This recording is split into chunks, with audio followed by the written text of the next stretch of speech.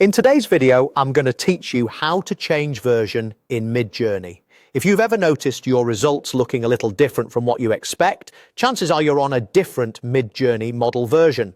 Changing the version is quick and gives you more control over style, detail, and consistency. Let's walk through it together from start to finish. First, open Discord on your desktop or in the browser. Make sure you're signed in and that your connection is stable so commands respond quickly. Midjourney runs through Discord, so everything we do will happen inside a Discord conversation. Next, open your direct messages or a server where the Midjourney bot is available, then select the Midjourney bot. You can do this from your message list or the member list in a server.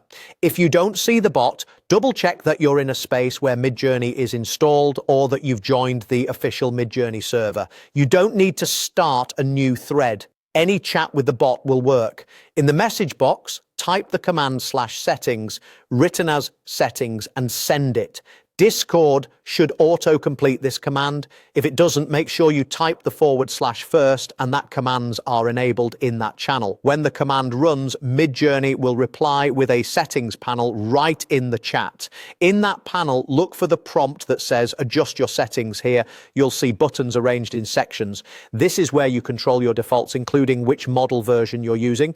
Take a moment to scan the options so you know what else is available, but we'll focus on the version choice for now. Now choose your preferred version by clicking the corresponding button.